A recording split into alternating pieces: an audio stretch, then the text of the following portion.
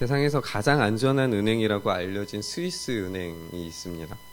이 스위스 은행은 아무에게도 예금을 맡긴 사람의 정보를 알려주지 않습니다. 그래서 엄청난 부귀와 권세를 가진 권력자들이 이곳에 몰려들어서 너도 나도 계좌를 개설하고 싶어 하고, 그리고 이 자산을 맡기려고 합니다. 이 비밀에 대한 페이가 굉장히 세대요. 그래서 이 비밀, 그만큼 엄청난 돈을 맡기지 않으면 오히려 손해가 날 정도로 이 스위스 은행은 그렇게 운영이 된다고 합니다. 2차 세계대전 때에는 유대인들의 비밀 은행을 이렇게 자처를 해서 유대인들의 이렇게 금이나 뭐 이런 것들을 숨기기 위해서 스위스 은행에 많이 맡겼는데, 나치도 여기에다가 비밀 금고를 만든 거예요. 그래서 희한하게 유대인들이 여기에다가 금을 맡겼는데, 나치가 그 금을 되찾으러 가면서 유대인의 금을 빼가지고 가서 유대인들을 학살하는 데 사용하는 이런 비극적인 일들이 이 스위스 은행 안에서 일어났다는 이야기도 들었어요. 이것들이 뭐 밝혀진 지가 굉장히 최근의 일이더라고요. 이 스위스 은행은 이렇게 비밀한 가장 최고의 가치를 가지는 것들, 아주 비밀한 것들을 여기에다가 숨겨 놓기 위해서, 간직하기 위해서 이 스위스 은행을 사용합니다. 그런데 아무리 비밀리에 운영되고 사람들에게 철통 보안으로 이루어진 은행이라 할지라도 맡길 수 없는 게 있죠.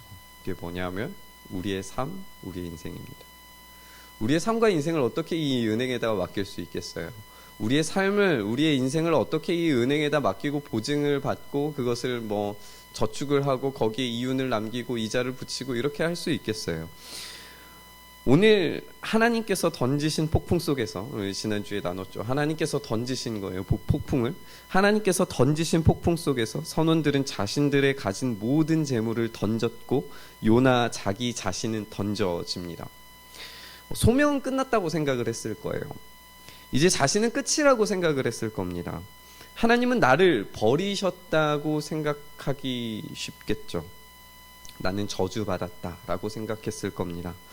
넘실대는 파도가 잠잠해져 가는 것이 몸으로 느껴졌을 거예요. 물에 풍덩 빠지는 순간부터 물이 잠잠해졌으니까 그 휩쓸릴 줄 알았던 그 파도가 점점 잔잔해지면서 자기의 몸이 쭉 밑으로 가라앉아 가는 것을 몸으로 느낄 겁니다. 그 잠깐의 시간이지만 숨이 막혀서 정신이 아득해지는 그 순간에, 허우적대는 것도 이제는 포기할 그때쯤에 하나님의 이 완벽한 통제 아래서 이 던져진 폭풍과 마찬가지로 이미 준비된 큰 물고기에 요나는 삼켜집니다. 요나는 아직 살아 있습니다. 죽은 것 같이 고통스러운 상황을 지금 요나는 맞이한 거예요. 이미 죽은 거나 다름없죠. 하나님으로부터 이미 단절이 됐어요. 이미 끊겼어요. 더 이상 어디 내려갈 데가 없어요. 더 이상 내려가고 싶어도 더 내려갈 데가 없어요. 이제는 끝인 거예요. 한번 상상을 해보세요. 오늘 이제 이 물고기 뱃속이잖아요, 제목이. 물고기 뱃속을 한번 상상을 해보세요. 거기에 빛이 있습니까? 아주 조금의 빛도 여기에는 없어요. 물고기는 수면 아래에 행하잖아요. 수면 아래에서 아무것도 보이지 않아요. 그 뱃속에 어떤 냄새가 날까요? 엄청난 악취. 그리고 그 상상하기에 끈적끈적하고 막 미끌미끌거리는 그곳에서 제대로 서보려 해도 제대로 서지지도 않는, 그리고 어디선가 계속 요동치고 울렁거리는 그 속에서 제대로 숨조차도 쉬어지지 않았을 그곳. 여러분, 이 요나가 그냥 상상으로 된 거라고 생각하시면 안 돼요.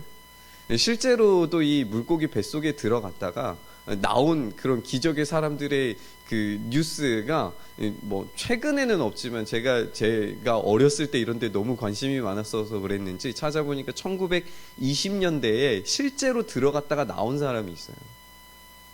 약 이틀인가를 뱃속에 들어갔다가 토해가지고 나온 거예요. 실제로 이런 사건이 벌어진다는 기록이 있어요. 어쨌든 그 안에 들어가는 어떤 끔찍한 냄새와 어떤 끈적임, 그 가운데 지금 요나가 있습니다. 이 오늘 본문은요, 이 물고기 뱃속에서 하나님 앞에 기도하는 기도의 내용으로 채워져 있는 거예요. 오늘 기도는 그런데 대단히 독특해요. 여러분들 한번 상상을 해보시죠. 지금 자기는 하나님과의 관계가 단절됐어요. 난 이제 끝났다라고 생각했어요. 나는 이제 더 이상 살 소망이 없어요. 지금 내가 어디에 있는지도 아마 요나는 몰랐을 거예요. 내가 어디에 있는지의 어떤 그런 감각조차도 없는 상태일 거예요. 그런 어둡고 깜깜하고 냄새나고 막 끈적거리고 와 여기가 진짜 지옥이구나를 생각했을 그때에 감각이 내가 살아있다라고 하는 이 감각이 요나에게 돌아오는 그때에 여러분들이라면 어떤 기도를 하시겠습니까? 저라면 하나님 차라리 죽이시죠. 그냥 깔끔하게 그냥 죽었으면 아무 문제 없잖아요. 그런데 왜 날 살리셔서 이렇게 더럽고 지저분하고 냄새나고 왜 날 자꾸 귀찮게 하시는 겁니까? 이런 원망이 좀 나오지 않겠어요? 그런데 오늘 요나의 기도는요 대단히 전형적인 시편의 구조를 가지고 있는데 그 시편의 구조를 보면 요나가 얼마나 훈련된 기도자였는지가 보여요. 이 시편에 있는 내용들을 다 끄집어다가 이 기도문을 지금 만들고 있는 거예요. 요나는 그만큼 시시한 사람이 아닌 거예요. 시대를 읽을 줄 알고 하나님의 마음이 어떤 줄 알고 시편으로 기도하는 기도의 방법이 몸에 배어 있는 사람인 거예요. 그러면은 이 고통 중에 기도해야 되는 이 전형적인 기도가 시편에도 굉장히 많은 하나님께 원망하고 하나님 나에게 왜 이러십니까? 라고 하는 기도문을 발췌해서 기도했을 수도 있었을 텐데 오늘 본문은 그런 기도가 아니에요. 고통 중에 기도하는 요나의 기도는 그런 기도가 아니에요. 오늘 본문을 좀 함께 읽어가면서 이 기도를 한번 좀 분석을 해보시죠. 먼저는 2절에 하나님께서 부르짖을 때 들으신다는 말로 시작을 합니다. 고난과 스올의 뱃속에서 부르고 또 부르짖었더니 하나님께서 응답하십니다 라는 그 응답에 대한 확신과 그리고 그런 내용으로 채워져 있어요. 스올은 죽음의 공간이에요. 우리가 상상했던 것처럼 물고기 뱃속은 아무것도 보이지 않아요. 그냥 죽음의 공간이에요. 냄새나고 악취가 풍기고 도저히 숨도 제대로 쉬어지지 않는 그곳에서 내가 살아있다는 것에 만족해야 할 만한 그런 상황에서 요나는 지금 내 기도를 들으셨다라고 하는 그 이야기부터 시작하고 있는 거예요.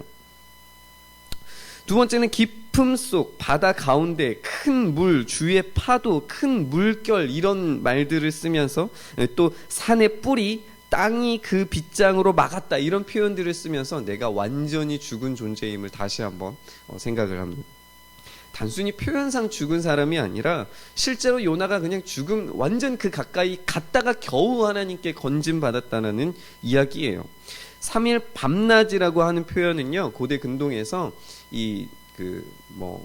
그리스 표현으로 하면은 하데스 그리고 우리 지금 유대 표현으로는 스올을 구경할 수 있는 여행할 수 있는 시간이 3일이었다고 해요.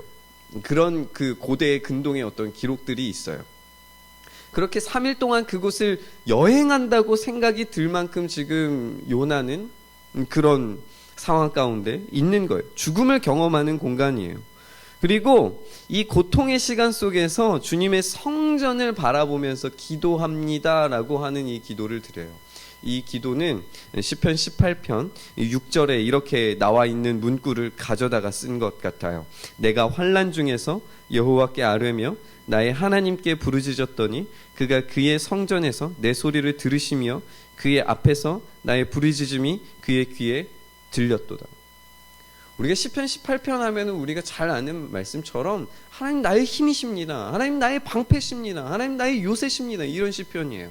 그런데 이 시편 가운데 내가 위험에 처해져 있을 때 내가 성전을 향하여서 기도하면 하나님께서 내 기도를 들으십니다. 이런 내용으로 이루어진 게 시편 18편이에요. 이 시편을 그대로 가지고 와서 지금 요나는 자기 상황에 맞게 다시 변주하고 기도하고 있는 거예요. 구원은 여호와께 속하였으므로 감사하며 제사와 서원을 갚겠나이다 라고 기도를 하고 있어요. 정리를 하면 이 시편은 원망의 시편이 아니에요. 감사의 시편이에요. 원망의 시편이 아니에요. 하나님 내 기도 들으셔서 감사합니다. 내가 성전을 향해서 기도했더니 하나님께서 내 기도 들으셔서 감사합니다. 내가 진짜 죽음 가까이 갔고 내가 3일 밤낮을 지금 정신없이 헤매고 내가 지금 이 상황이 무슨 상황인지는 모르겠지만 내 생명과 호흡을 아직도 갖게 하신 하나님께 내가 찬양과 영광을 올려드립니다. 구원은 여호와 하나님께만 속했으니 내가 감사하며 제사와 서원을 하나님께 다 갚겠습니다. 어떻게 갚아요? 물고기 뱃속인데. 그런데 지금 이 요나는 그 감사의 기도를 하고 있는 거예요. 여러분, 근데 우리가 이런 고통 가운데 감사할 수 있겠습니까? 이런 감사가 우리 가운데 나오겠습니까? 쉽지 않아요. 요나는 지금 그만큼 대단한 신앙의 소유자예요. 그런 것처럼 보여요. 그런 것처럼 자기 자신을 굉장히 잘 꾸미고 있어요. 요나는 아직 뱃속입니다. 물고기 뱃속이에요. 이 환란에서 꺼내지는 것이 당장의 상황을 바꾸지 못했어요. 이 기도를 했음에도 불구하고 상황은 단숨에 변하지 않아요. 저는 요나가 그냥 마음에 없는 말들을 막 내뱉는 사람이 절대 아니었다고 생각해요. 분명히 이렇게 감사했을 거예요. 감사의 기도를 드렸을 거예요. 이 감사의 기도를 드렸음에도 불구하고 요나의 상황이 지금 변하지 않았다는 게 중요해요. 여러분, 우리가 많은 간증과 많은 이야기를 들을 때 우리가 본질보다 이 본질을 따라갔더니 어떻게 되었더라 하는 이야기에 더 집중할 때가 많은 것 같아요. 제가 그 지난주에 왔던 레베카라고 하는 그 자매하고 대화하면서 제가 생각하지 못했던 독특한 것 한 가지를 생각하게 됐어요. 그 자매가 이야기하는 게 되게 한국은 특이하다는 거예요. 왜 특이하냐고 그랬더니 자기네 나라에서는, 유럽에서는 광고를 뭔가를 할 때 그냥 딱 보셔도, 이런 아이폰, 아이패드 광고만 보셔도 사람들이 다 이것에 집중하게끔 만드는 광고를 해요. 카메라면 카메라만 확대해서 보여줘요. 뭐 어떤 물품, 제품을 보여주기 위해서 딱 그것만 보이게 해요. 제가 좀 이 광고를 예를 들다 보니까 조금 그런 걸 이해 좀 하시고, 유럽에서 술 광고를 하면은 그 어떤 맥주, 유명한 브랜드 맥주의 그 맥주병을 크게 인쇄를 해서 광고를 한대요. 근데 여러분, 우리 한국을 한번 생각을 해보세요. 맥주병이 클까요? 아니, 소주병이 클까요? 아니면은 모델이 더 클까요? 생각나시죠? 막 어디 무슨 이슬 하면은 생각나는 막 그 배우들이 있잖아요. 아, 무슨 여배우가 무슨 소주 광고를 했다더라. 이게 계속 이어지고, 아, 다음번에 광고는 이 연예인이 하네. 아, 이 연예인 좋아하니까 이거 먹어야겠다. 약간 이런 광고잖아요. 그걸 보면서, 그 이야기를 들으면서 다시 좀 한번 생각했어요. 우리의 신앙이 혹시나 비본질을 자꾸 붙잡고 신앙하고 있지는 않나? 본질보다, 진짜 복음보다 복음으로 일어난 어떤 다른 것들을 자꾸 붙잡으면서 살아가려고 하지 않나? 그것이 내 신앙이라고 생각하지 않나? 이런 생각이 들었어요.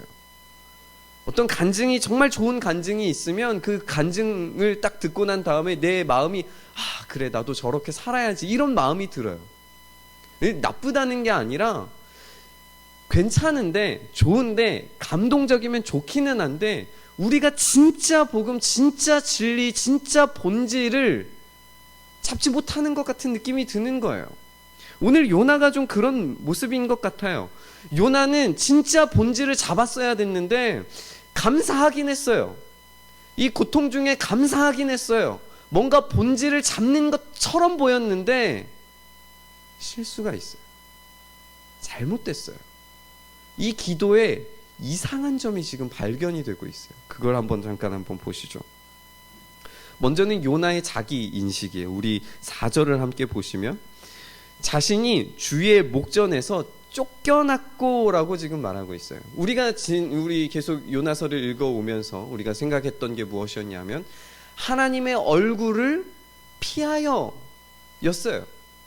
지금 니느웨의 악은 어떻게 되죠? 하나님 얼굴 앞으로 계속 떠올라요. 떠오르는 것이, 하나님 앞으로 계속 떠오르는 것이 니느웨의 악이었어요. 그런데 이것과 정반대로 지금 요나는 하나님의 얼굴을 피해서 아래로 가는 것이 요나의 모습이었어요. 그런데 오늘 기도는 어떻죠? 하나님께서, 주께서 주의 목전에서 내가 쫓겨났다예요. 완전 다르죠. 의미가 아예 달라요. 내가 피한 게 아니라 하나님께서 날 던지신 거잖아요 라는 원망이 지금 여기에 섞여 있는 것 같아요. 두 번째는 8절과 9절에서 등장을 해요. 거짓되고 헛된 것을 숭상하는 모든 자는 자기에게 베푸신 은혜를 버렸다라고 이야기를 하면서 나는 감사하는 목소리로 그 은혜를 찬양하겠습니다 라고 이야기하고 있어요. 그런데 거짓되고 헛된 것을 숭상하는 모든 자의 상징이 되는 도시가 어디입니까? 니느웨예요. 니느웨. 니느웨가 지금 자기에게 베푸신 은혜를 버렸습니까? 니느웨가 지금 버리고 있나요? 그게 아니에요. 요나가 지금 자기의 소명을 제대로 하지 못해서 자기에게 지금 니느웨에게 돌아가야 할 은혜를 지금 자신 스스로가 가로막고 있다는 인식이 전혀 없는 거예요. 요나는요 기도할 줄 알아요. 하나님이 어떻게 기도하면 들으시는지에 대해서 아주 잘 알고 있어요. 성전을 향해서 기도하는 것이 무엇인지 알고 있어요. 그런데 진짜 본질, 하나님이 어떤 분이신가에 대한 이야기는 전혀 몰라요. 기도를 어떻게 해야 되는지는 잘 알고 있는데 하나님이 어떤 분이신지, 하나님이 어떤 사랑을 베푸시는지, 그것에 대한 정말 하나님의 그 간절하고 애절한 마음에 대해서 관심이 적어요. 알고는 있었겠죠. 알고는 있었어요. 우리가 뒤에 또 보겠지만 요나는 몰랐던 게 아니에요. 알면서 지금 이러고 있는 거예요.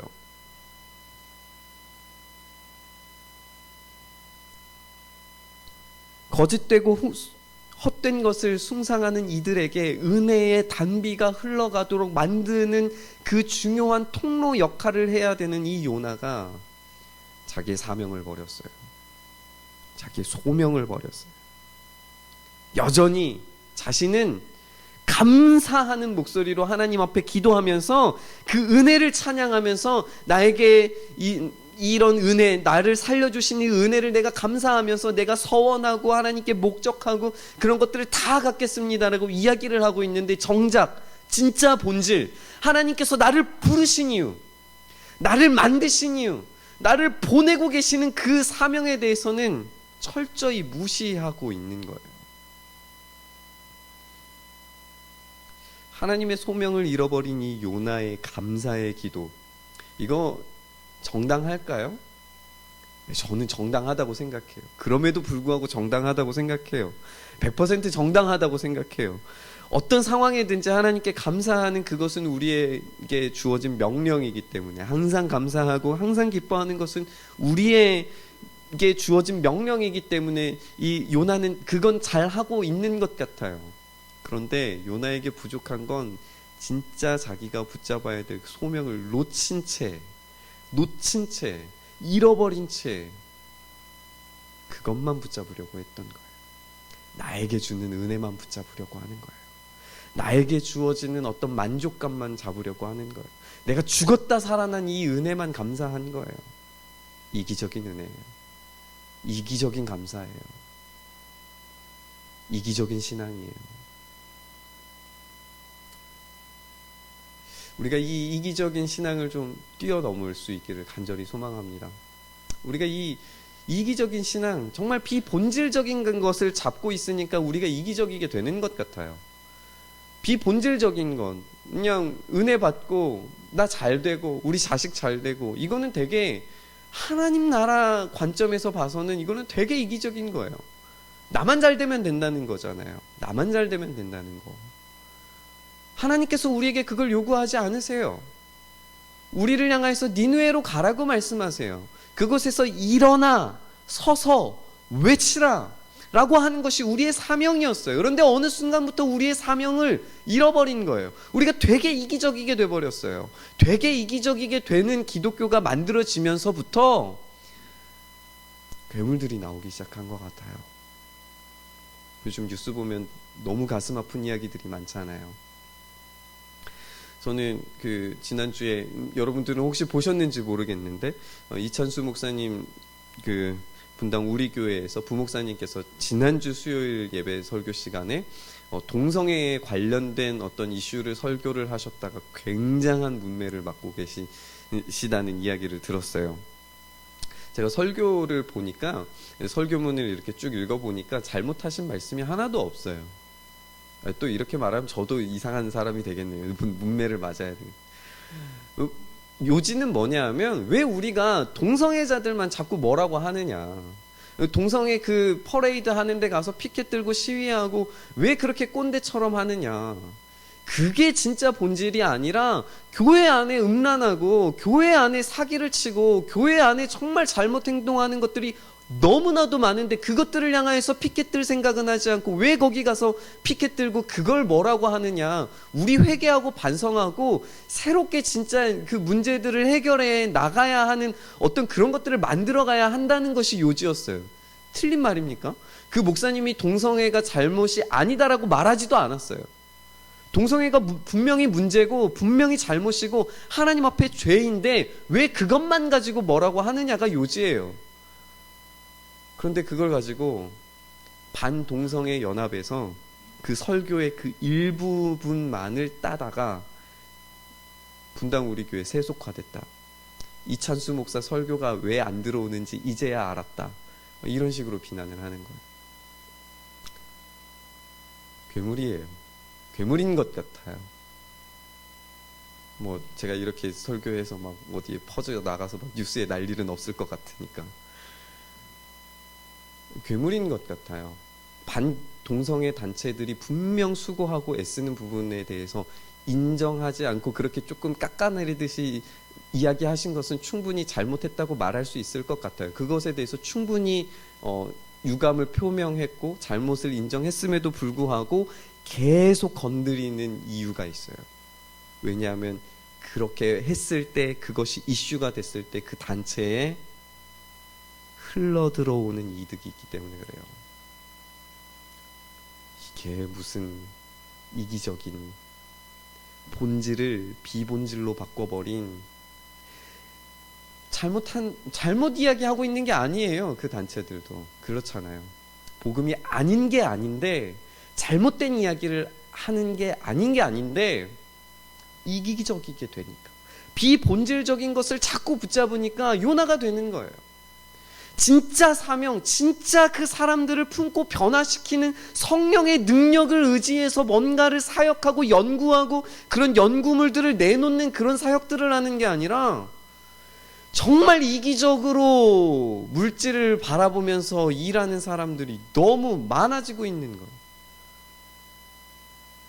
더 이야기하면 안 될 것 같으니까 오늘 본문을 다시 한번 보면, 여전히 물고기 뱃속이라 할지라도, 냄새나고 구역질 나는 상황이라 할지라도 감사함으로 하나님께 나아가는 이 기도를 하나님은 기쁘게 받으실 거예요. 기쁘게 받으실 거예요. 요나의 기도를 기쁘게 받으실 거예요. 그런데 안타까워 하실 거예요. 하나님 한국교회를 향해서 기뻐하실 그런 사역들 참 많아요. 그런데 안타까워 하실 거예요. 요나를 향해서 동일한 마음이실 거예요. 너 그래, 그런 마음 가진 거 내가 알아. 그렇지, 그래서 내가 너를 살린 거야. 너 나에게 기도할 줄 알잖아. 너 나에게 어떤 내 마음이 무엇인지 너 알고 있잖아. 그러니까 내가 너를 선택한 거잖아. 그런데 좀 아쉽다.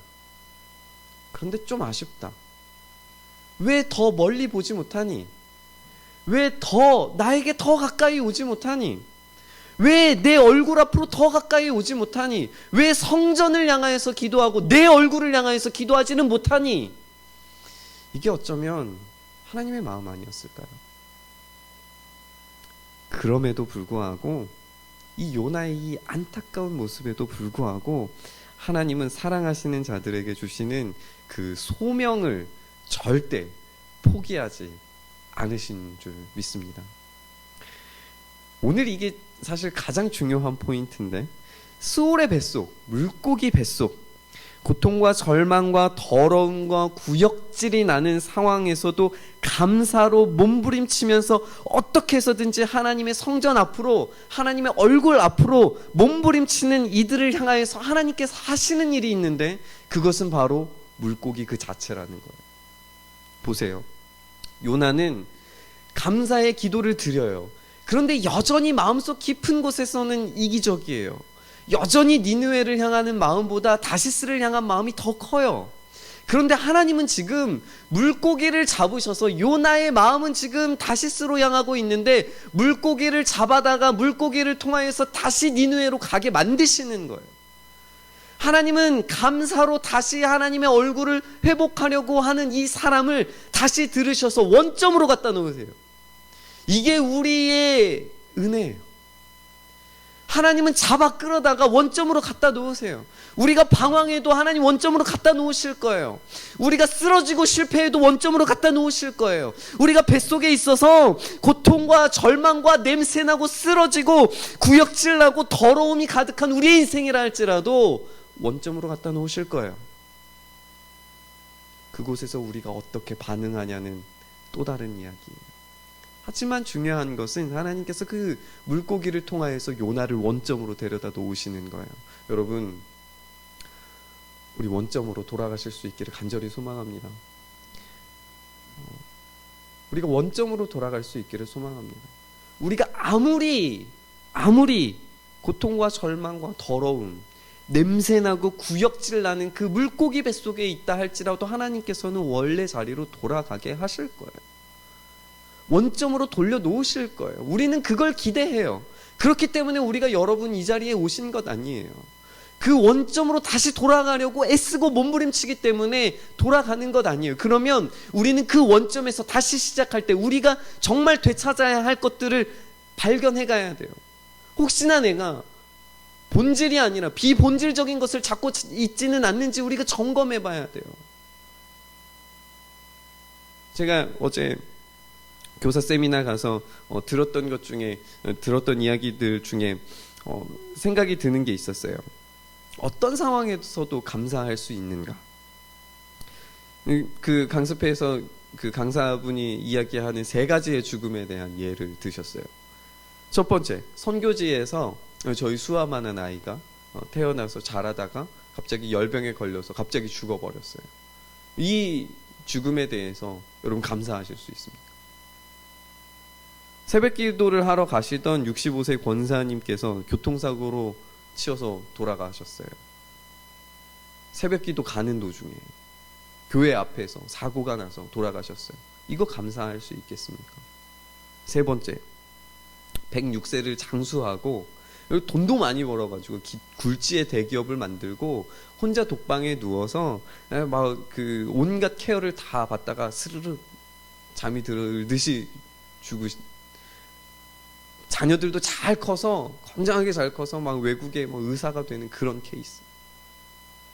그런데 이 사람의 문제는 뭐냐면 예수님을 몰라요.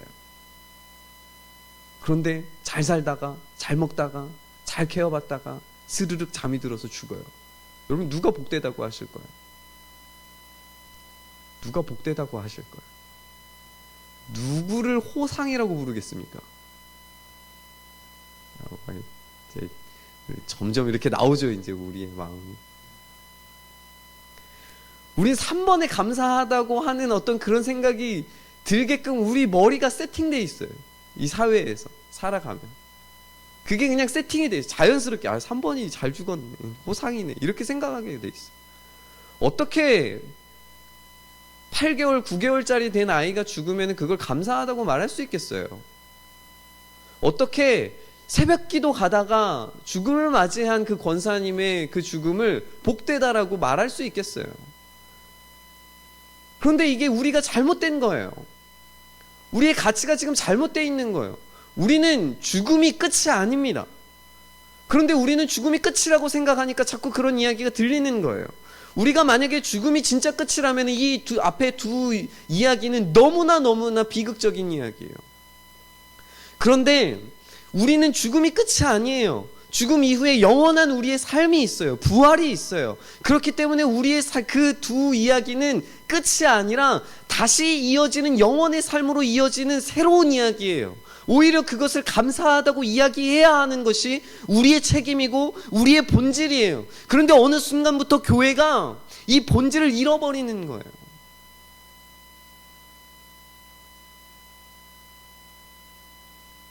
우리는 진짜 본질을 붙잡고 살고 있습니까? 하나님께서 원점으로 되돌려 놓으실 때 우리가 본질만 붙잡고 살 준비가 되어 있습니까? 아니면 여전히 하나님께서 저 이렇게 만드셨잖아요. 하나님께서 저 이렇게 쫓아내셨잖아요. 하나님께서 나에게 이런 어려움 던지셨잖아요. 하나님께서 폭풍 던지신 것 아닙니까? 나를 쫓아내신 것 아닙니까? 나를 수월에 내려가게 하신 것 아닙니까? 라고 원망하시겠어요. 나의 소명이고 뭐고 나는 관심 없습니다. 나를 살게 하신 것 그 자체로 감사합니다. 라고 자꾸만 비본질적인 것을 붙잡으시겠어요. 하나님께서 우리를 원점으로 돌리실 때 우리 본질을 붙잡으실 수 있기를 간절히 소망합니다.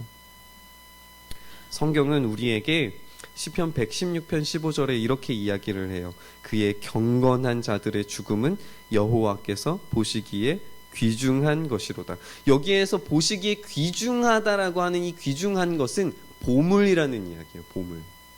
마치 하나님께서 이 스위스 은행에다가 가장 귀한 것을 안전하게 보호하시듯이 우리의 생명을, 우리의 영혼을 안전하게 보호하실 것이라는 그 찬양과 노래와 감사가 여기에 담겨져 있는 거예요. 여러분, 그러면 우리는 두려워하지 말아야죠. 우리는 걱정하지 말아야죠. 우리는 감사해야 하는 거예요. 그래서 우리는 우리의 생명과 우리의 인생과 우리의 어려움과 우리에게 닥쳐온 고난과 우리에게 여전히 냄새나고 여전히 구토가 나올 것 같은 물고기 뱃속에 있을지라도 우리는 감사할 수 있어야 되는 거예요. 그리고 다시 본질을 붙잡을 수 있어야 하는 거예요. 어떤 것도 하나님의 사랑에서 끊을 수 없다라는 것을 로마서 8장 38절 39절 제가 너무나 좋아하는 말씀, 우리 같이 함께 읽으시죠. 시작. 내가 확신하노니 사망이나 생명이나 천사들이나 권세자들이나 현재일이나 장래일이나 능력이나 높음이나 깊음이나 다른 어떤 피조물이라도 우리를 우리 주 그리스도 예수 안에 있는 하나님의 사랑에서 끊을 수 없으리라. 아멘. 아멘. 어떤 것도 끊을 수 없다는 이 확신. 여러분, 우리가 물고기 뱃속에 있다 할지라도 이 확신 안에 거하시기를 간절히 소망합니다. 우리가 물고기 뱃속이라 할지라도 구토가 나고 악취가 나고 아무것도 보이지 않는 깜깜함 안에 우리가 있다 할지라도 우리가 이 확신 안에 거하시기를 간절히 소망합니다. 그때 감사할 수 있고, 그때 진짜 참된 감사가 나올 수 있고, 그때 진짜 참된 회개가 나올 수 있고, 그때 참된 우리의 소명을 다시 발견하게 될 줄 믿습니다. 우리가 요나서를 계속해서 읽어가면서 우리가 이 작업을 했으면 좋겠어요. 여러분, 우리 스스로를 좀 발견했으면 좋겠어요. 내가 요나 아닌가? 점검해 보시길 바랍니다. 내가 비본질을 자꾸 붙잡고 살고 있지는 않나? 경건의 모양은 있는데 경건의 내용들이 너무나 부실하지 않는가? 내가 사명을 잃어버리고 살지는 않는가? 하나님의 그 부르심이 나에게 정말 와닿아서 그 사명이, 그 몸부림이 나의 입술을, 나의 영혼을 뜨겁게 만들고 있지는 않는가?